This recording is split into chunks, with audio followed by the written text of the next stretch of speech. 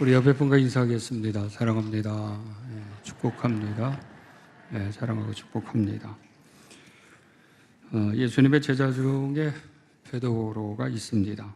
베드로는 주님으로부터 제일 먼저 부름을 받기도 했지만 베드로가 수제자라고 불림을 받는 이유 중에 하나는 다른 제자들도 그랬지만은 예수님에 대한 열정과 열의가 다른 제자보다 조금 앞섰습니다. 가장 믿을만하고 사랑스러움이 있었고 또 무엇이든지 맡기면 안심하고도 잘 해결해 줄 수 있는 믿음직한 이런 모습도 있었습니다. 하지만 예수님은 12명의 제자 중에 특별히 누군가만을 사랑하고 편애하는 그런 사랑을 하신 분은 아니셨습니다. 베드로를 향한 애틋한 마음을 가지고 있었지만 그럼에도 모든 제자 또 모든 그리스도인들이 예수 그리스도를 통해 믿을 만하고 사랑스러울 만하고 가장 신실할 만한 이런 기대감을 갖고 계십니다. 이 베드로는 평생에 씻을 수 없는 상처 그리고 실수를 한 적이 있습니다. 아마 인생에 있어서 그가 가장 후회스럽고 또 자신의 신앙과 의지에 대한 확신함을 얼마나 현실적인 상황 앞에서 부끄럽고 초라하고 연약한지에 대한 경험을 그렇게 한 일이 있습니다.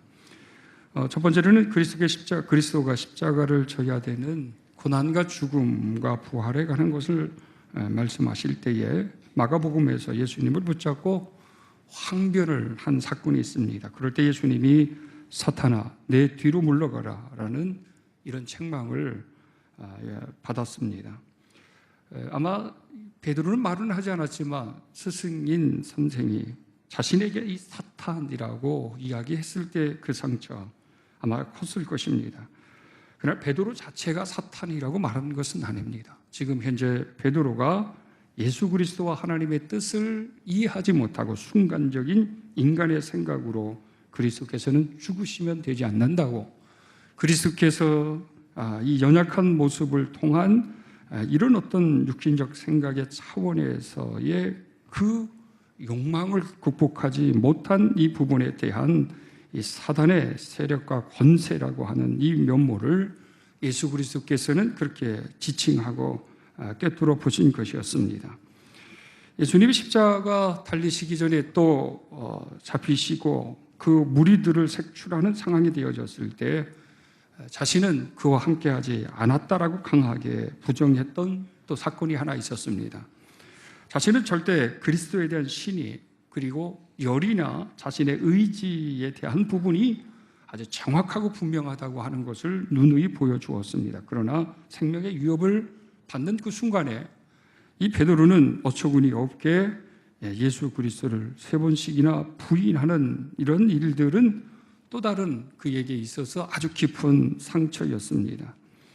그런데 이 베드로가 그리스도 안에서 부활하신 주님을 만나기 전에는 자신의 정체성이든지 자신의 신앙에 대한 확고한 모습을 보여주지는 못했지만 부활하신 주님을 만나고 난 다음에 그는 진정한 그리스도인으로서 제자로서 사도로서의 그 면모를 끝까지 보여주며 사명의 완수자로 그렇게 세워졌습니다. 예수님께서 자신에 대한 생각에 궁금하셔서 제자들에게 물어봤습니다. 사람들이 나를 누구라고 하느냐라고 하는 이런 질문에 이런저런 이야기를 많이 했지만 베드로는 주는 그리스도시요 살아계신 하나님의 아들이십니다 라고 하는 이런 고백을 통해서 예수님께서는 영광을 받으시고 복이 있다 그렇게 격찬하시기도 했었습니다.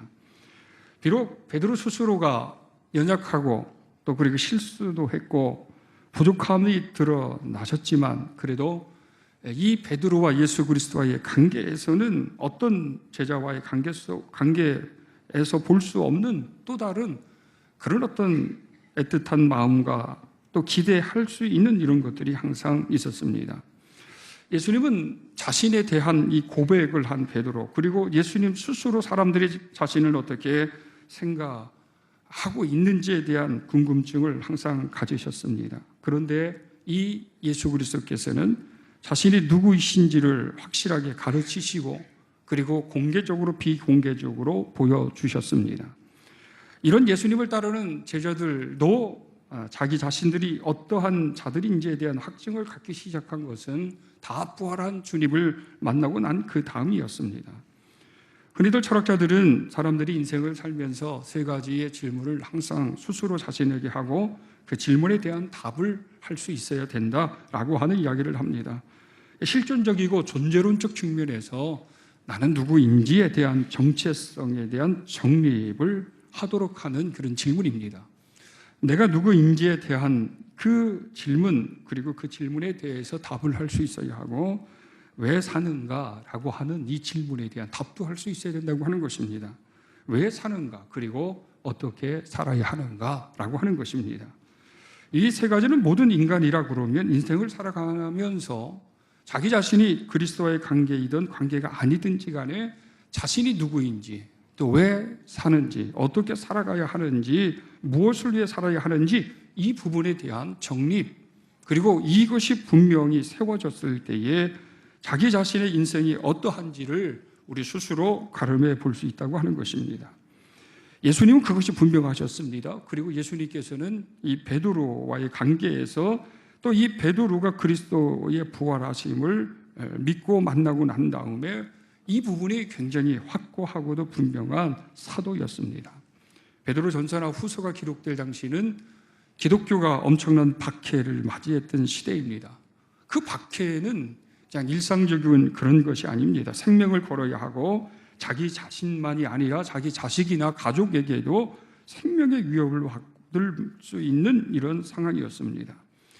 상대적으로 배교한 사람들도 많이 있었습니다. 너무 힘들고 너무 불안과 절망 속에서 그래서 그리스도의 품을 떠나고 기독교를 저버린 배교자들도 많이 있었습니다. 반면에 끝까지 자신의 생명을 귀한 것으로 여기지 아니하고 순교를 한 그런 사람들도 많이 있었습니다. 순교를 한 사람들은 분명히 자기 자신의 신앙이 확고한 것 때문이었습니다. 내가 누구인지, 내가 왜 살아야 하는지, 어떻게 살아야 되는지에 대한 이것들이 그리스도 안에서 분명했기 때문에, 정립이 잘 되어져 있기 때문에 흔들림이 없는 그런 모습을 보인 것이었습니다. 그들이 생각하는 것, 자신의 존재성, 자신이 무엇을 위해서 살고 어떻게 살아가야 하는지에 대한 이 모든 것에 대한 그 핵심적인 가치는 오직 예수 그리스도였습니다. 베드로는 오늘 본문에서도 우리에 대해서 또 그리스도의 부르심을 받고 택함 받은 자들에 대한 존재가 누구인지, 그리고 그들이 무엇을 행해야 하는지, 그 일을 행하다가 낙심하지 말라, 그리고 두려워하지도 말고 근심하지도 말라라고 하는 이 부분에 대한 것을 말씀하면서 결국은 또 우리에게 있어서 가장 큰 소망은 우리가 왜 살아야 하는지 이유에 대한 것을 생각해 보느라고 한다 그러면 그것을 묻는 사람들에게 항상 대답할 것을 준비하도록 해야 된다고 하는 이 소망적인 부분도 베드로는 분명히 했습니다. 존재성과 내가 왜 살아야 하는지, 어떻게 살아야 하는지, 그리고 내가 무엇을 위해 살아야 하는지, 이것이 오늘날 우리 그리스도인들에게는 분명해야 하고 정립이 되어야 합니다. 내가 예수 만나기 전에는 일반 사람들처럼, 일반 사람들이 살아가는 것처럼 일반 사람들이 추구하는 소망과 가치를 가지고 살아갈 수 있습니다. 그러나 예수를 믿고 난 다음에는 우리가 누구인지, 내가 왜 살아야 하는지, 어떻게 살아가야 하는지, 무엇 때문에 살아야 하는지에 대한 이 소망은 예수 안에서 새롭게 태어난 사람이라 그러면, 회심된 사람이라 그런다 그러면 분명히 다릅니다. 육신의 몸을 입고 살아가는 것은 똑같습니다. 예수를 믿어도 우리가 다 사람들과 동일하게 먹어야 하고 어떤 가치를 위해서 수고하고 희생해야 하고, 그러면서 그 속에 나름대로의 보람도 가져야 하며 후회도 해야 하고, 그리고 어떤 또 다른 목표와 가치의 소망을 크게 두고 그것을 소유하기 위해서 전심전력하는 것, 이것은 아마 모든 사람들이라 그러면 똑같을 수가 있습니다. 그러나 그것이 무엇으로부터 온 것이냐, 이것은 다른 것입니다. 주님으로부터 온 것과 주님으로부터 오지 않는 것은 다른 것입니다. 주님으로부터 와서 내가 누구인지를 생각하는 것과 주님과의 관계 속에서 내가 어떻게 살아가야 하는지에 대한 것과 또 주님 안에서 품는 그 소망이 주님께로부터 온 것이기 때문에 내가 최고의 절대적 가치로 여기며 그것을 목표로 삼아 달려가는 것은 누구로부터 왔느냐 여부에 따라서 전혀 달라질 수 있는 것입니다. 베드로는 한마디로 얘기하면 베드로전서 1장 2절에 보면 모든 서신이 그렇지만 자신에 대해서도 그렇고 받는 사람들이 항상 누구인지에 대한 정체성에 대한 정립의 근거로 시작이 되었습니다. 우리가 바울 성경도 보면 이 바울에 대한 자신의 이해가 분명합니다. 예수 그리스도의 사도된 나 바울은 이런 식으로 늘 고백을 할 때도 있었고요. 자기 자신을 종, 일꾼이라고 하는 그런 고백으로 시작되어져 가는 것을 보게 되었습니다. 근데 이거는 편지를 보내는 사람도 그렇지만 받는 사람들에게도 분명한 그들이 누구인지에 대한 것들을 분명히 말하고 있습니다. 오늘 여러분 2절에 보면 베드로전서 1장 2절에 보면 곧 하나님 아버지의 미리 하심을 따라 성령이 거룩하게 하심으로 순종함과 예수 그리스도의 피뿌림을 얻기 위하여 택함을 받은 자들에게 편지하노니 이런 자들은 은혜와 평강이 너희에게 항상 많을지어다. 이렇게 시작이 되어집니다. 베드로의 이 전서를 베드로 후서를 받아서 읽는 사람들이 누구이냐? 흩어져 있는 그리스도인들 그리고 공동체라고도 말할 수 있지만 더 구체적으로 어떤 한 사람의 존재성을 가지고 얘기한다 그러면 그들은 예수 그리스도로 인해서 성령의 거룩하심으로 말미암아 세워진 자들이라고 하는 이런 정체성에 관한 것을 명확하게 정의합니다. 예수 그리스도를 통해서 세워진 사람들은 거룩한 자들이다. 그리고 때로는 빛과 같은 빛의 존재적인 사람들이다라고 하는 것입니다. 근데 그들이 누구냐? 그들은 벌써 그리스도로부터 하나님께서 택하심을 받은 자들이라고 하는 것입니다. 내가 누구인가라고 하는 질문을 한다 그러면 나는 그리스도를 통해 내가 예수 그리스도의 거룩한 의의 옷을 입은 자다라고 하는 이 거룩함의 정체성을 가지고 있다 그러면 자신의 존재성을 자신이 행하는 일에 대해서 선의 의식을 가지고 있을 것입니다. 내가 비록 욕심도 있어요. 내가 비록 실수할 때도 있어요. 그러나 그것은 그리스도 은혜 안에서 만족할 수 있는 것이고 또 그 은혜 안에서 내가 이해되고 받아들여질 수 있는 것이기 때문에 비록 죄의식도 가질 수 있어요. 내 자신에 대한 약함 때문에 자괴감도 가질 수 있어요. 그러나 그럴 필요 없다는 거예요. 왜? 우리는 그리스도로 말미암아 그리스도의 거룩한 의의 옷을 입은 거룩한 자로 인정해 주신 존재들이기 때문입니다. 그 거룩함의 존재성을 받은 그 사람들이 자기 자신을 어떻게 생각해야 하느냐? 거룩하게 생각해야 한다.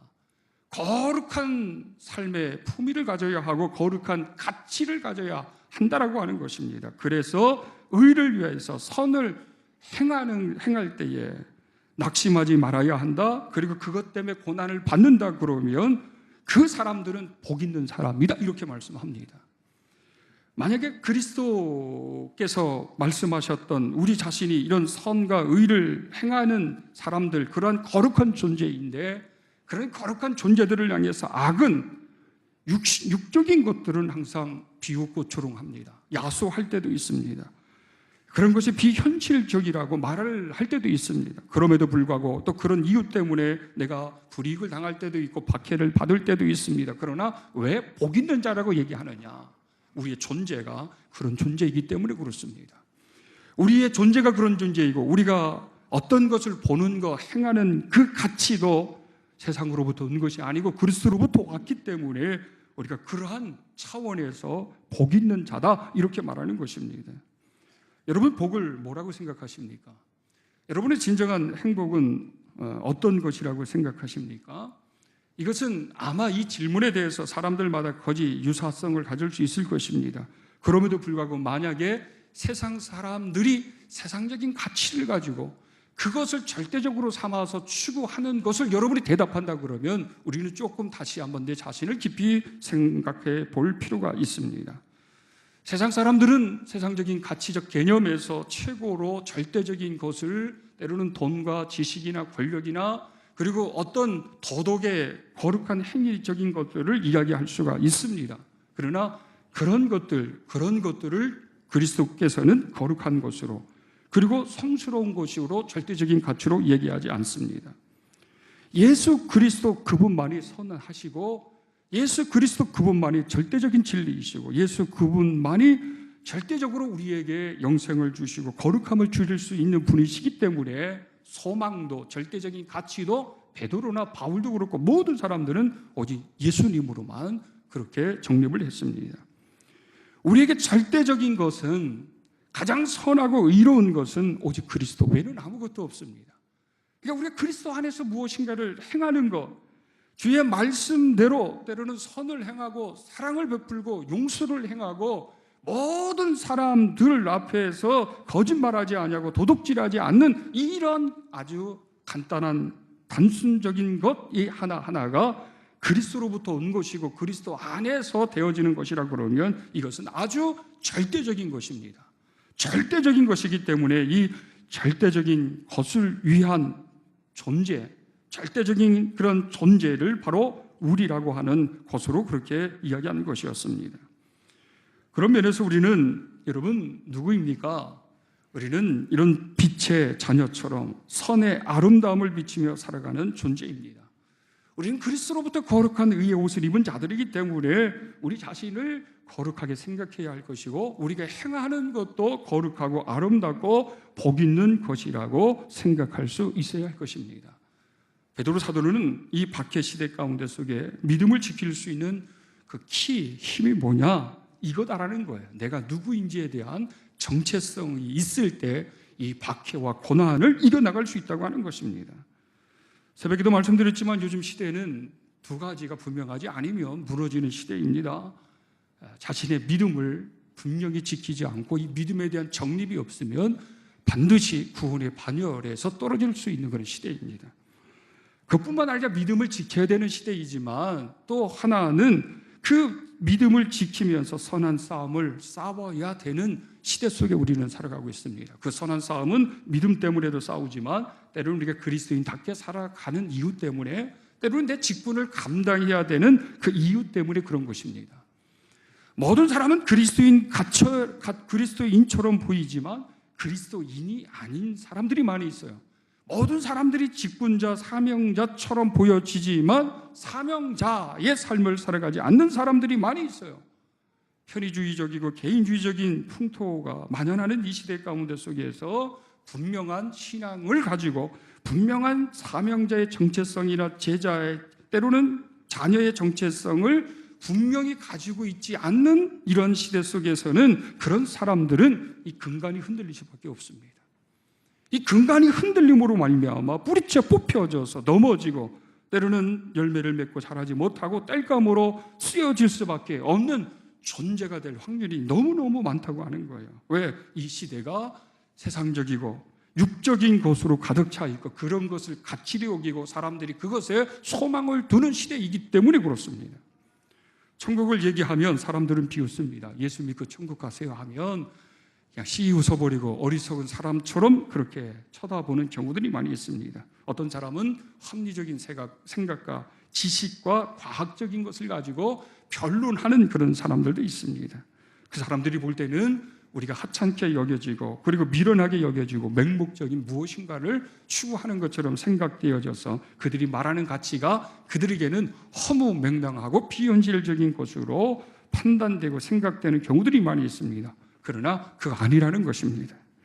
그거 아니기 때문에 하나님의 사람들, 예수 그리스도로 말미암아 거룩한 의의 옷을 입힌 바 되어지고 택함을 받은 사람들은 이 땅에서 그런 어떠한 것에 휘말린다든지 그것을 풍습과 간습을 쫓아가지 말고 우리들이 추구하는 선과 의를 행하는 것에 대한 자긍심을, 자존심을 갖고 살아가라.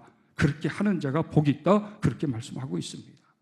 여러분, 우리가 예수님 때문에 당하는 고난을 두려워하지 말아야 합니다. 불안해하지도 말아야 합니다.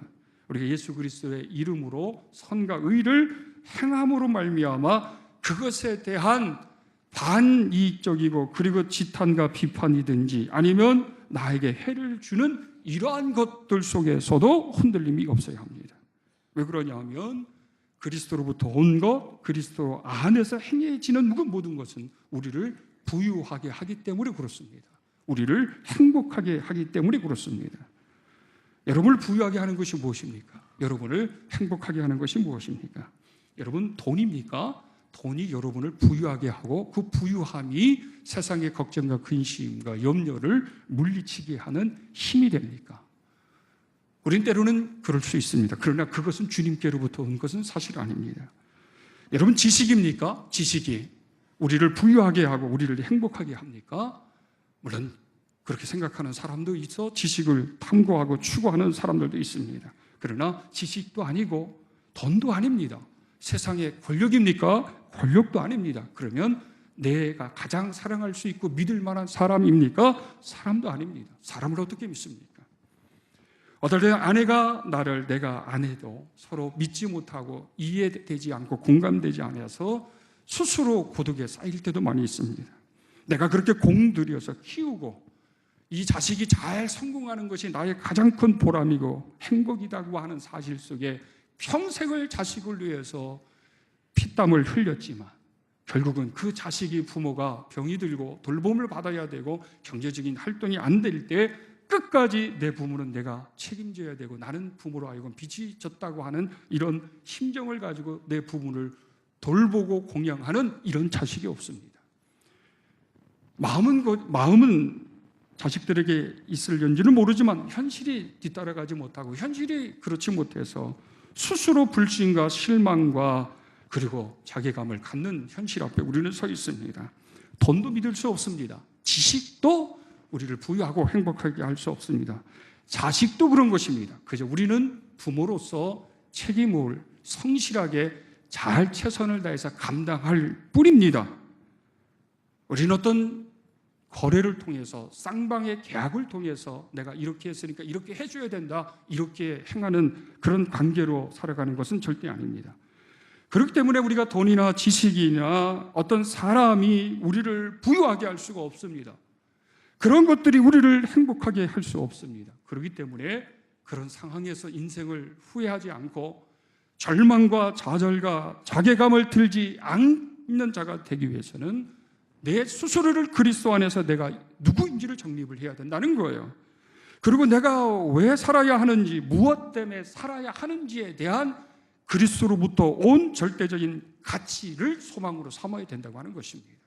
그 소망을 이루어가는 것을 통해 우리는 부유한 자가 될 수 있고 행복한 삶을 살아갈 수 있다고 하는 사실을 베드로는 명확하게 그렇게 이야기를 하고 있습니다. 그래서 어떻게 여러분 생각해 보십시오. 그리스도를 위해서 고난받는 것, 그리고 선행을 욕하는 자들, 그 비방하는 일, 그들이 부끄러움을 당할 것이고, 그리고 그 고난받는 자들이 복 있는 자들이다 이렇게 말할 수가 있겠습니까? 진정한 복 있는 자들은 마음의 심령이 부유할 때 가능한 것이고 그 부유함 속에서 갖는 행복이 충만하게 될 때 비로소 그 사람들은 복 있는 사람이라고 얘기하는 것입니다. 그 부유함과 그 복이라고 하는 것은 바로 오직 예수 그리스도 때문입니다. 그리스도로부터 온 것, 그리스도와 함께 하는 것 때문입니다. 그렇기 때문에 그것에 대해서 너희 스스로가 의를 행하고 선을 행하고 그리스도의 이름으로 무엇을 행하는 이 모든 것들이 우리에게 있어서는 가장 큰 영광스럽고 능력이 되는 것이고 힘이 되는 것이다 라고 이야기를 합니다. 인생을 살아가면서 고난을 이길 수 있고 불안을 넘어설 수 있는 그 힘은 그리스도로부터 오는 것입니다. 그리스도가 우리 심령에 채워지고 부유하게 될 때 그 부유함이 경제의 어려움도 넘어서고요, 그 부유함이 생명에 대한 불안도 넘어설 수 있고 그 부유함이 사람에 대한 실망도 넘어서서 그리스도께서 주시는 위로 속에 평강을 누릴 수가 있습니다. 그러므로 그 부유함으로 인해서 복 있는 자가 되기 위해서는 우리가 어떻게 살아가야 하는지, 그리고 우리가 왜 살아야 하는지에 대한 이 소망이 또 분명히 합니다. 모든 초대 그리스도인들이나 사도들이나 제자들은 이 소망은 오직 예수 그리스도였습니다. 그리스도 한 분이었습니다. 그분의 나라가 가장 큰 소망이었습니다.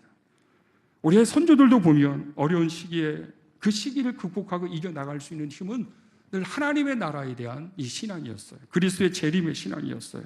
그래서 하나님 나라 바라보면서 내 평생 소원 이것뿐 주의 일을 하다가 주님의 일을 하는 겪는 어려움도 극복해 나갔습니다. 예수님 때문에 박해를 받을 때도 그 박해를 넘어설 수 있었던 힘은 하나님 나라였습니다. 그렇기 때문에 이 소망은 예수 그리스도라고 하는 사실은 베드로는 명확하게 얘기합니다. 모든 그리스도인에게 소망은 여러분 자식을 의지하며 지식을 의지하며 돈을 의지하며 살아가야 되는 것은 세상 사람들이 바라보고 절대적인 가치로 여기는 그런 것들입니다. 그러나 그리스도께서 우리에게 주실 수 있는 것들은 그런 것이 아닙니다. 내가 아무리 돈을 잘 벌고 자식을 잘 키우고 이들을 성공적으로 키워내고 내가 이제 조그만 땅에 전원주택을 짓고 그리고 연금 나오는 거 가지고서 이제 룰루랄라 하면서 그리고 부족함이 없이 살아가야 되는 그런 어떤 환경을 조성받았다 할지라도 그것이 영원하지도 않고 10년, 15년, 20년 길어봤자 그 정도뿐입니다. 그것이 우리의 영원한 소망이 될 수 없어요. 우리가 죽을 때 그 집도 가져갈 수도 없어요. 내가 배우고 절대적으로 알았던 지식이나 그것을 집필한 책도 우리 간 속에 가져갈 수도 없어요. 내가 그렇게 최고로 여겼던 돈도 통장에 들어가 있지만 죽을 때 그것도 가져갈 수 없어요. 가장 좋아하는 자는 살아있는 자예요. 남편이 됐든 아내가 됐든 저 할망구 일찍 죽어서 나만 호강하며 살게 됐네. 좋아할 사람은 남편이고 아내고 때로는 자식입니다. 우리는 그것을 가져갈 수 없어요. 그것이 우리의 절대적인 소망이 아닙니다. 베드로 사도는 우리의 절대적인 소망은 그리스도시다.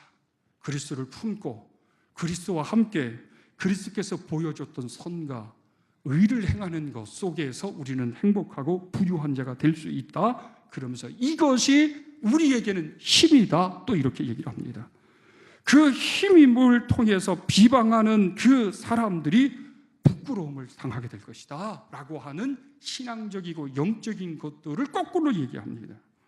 우리가 아무리 돈 있는 자, 권력 있는 자, 지식 있는 자들에게 이 그리스도와 이 하나님의 나라의 이 비밀스러움을 이야기하면 그 사람들은 비웃습니다. 비현실적이라고 말하고 어리석고 미련하다고 얘기를 합니다. 그러나 절대적인 것은 그와 우리의 삶이 존재 자체도 삶 자체도 가치 자체도 소망 자체도 다르다고 하는 것입니다. 다르기 때문에 그럴 수밖에 없습니다. 그렇기 때문에 누군가가 당신에게 너에게 소망에 관해서 묻는다고 한다면 그것을 대답할 수 있는 준비를 하라 이런 것입니다. 우리의 자식이 우리의 지인들이나 가족이 누구가 만약에 내가 하는 일에 대해서 왜 당신은 굳이 이렇게 힘든 것을 선택하고 힘든 길을 걸어갑니까? 왜 이렇게 남이 인정해 주지 않는 일을 당신이 합니까? 이렇게 묻는다고 그러면 여기에 대답할 수 있기 위해서 준비하라는 거예요. 내가 사람에게 인정받으려고 식당에서 봉사하나요? 내가 사람에게 무엇인가 받으려고 내가 이거 하나요? 저는 그런 거 아닙니다. 무엇인가 자기만의 신앙으로 대답할 수 있는 그런 준비를 하라는 것입니다.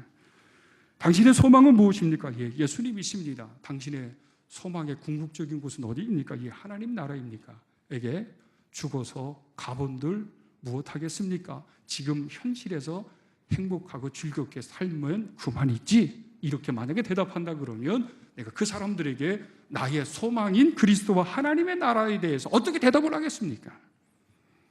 이 세상의 삶을 살다가 누리고 다 누리고 무의 세계로 돌아가 완전히 끝난다고 없어지고 끝이라고 그러면 맞아요. 당신의 가치가 맞을 것입니다. 당신의 삶의 방법이 최상일 것입니다. 그렇게 동의할 수 있습니다. 그러나 어찌 그런가요? 성경에서는 반드시 죽음 그 이후에 심판이 있다고 히브리서에서 말씀했기 때문에 인생의 삶이 육신의 몸을 입고 이 세상에 왔다가 나중에 때가 되어 죽는 그 죽음이 끝이 아니다라고 하는 이 기독교적인 성경적인 변증을 말을 해줄 수 있어야 된다고 하는 것입니다. 이 소망에 대한 것을 베드로는 이야기했습니다. 우리가 누구입니까? 우리가 지금 어떻게 살아가고 있습니까?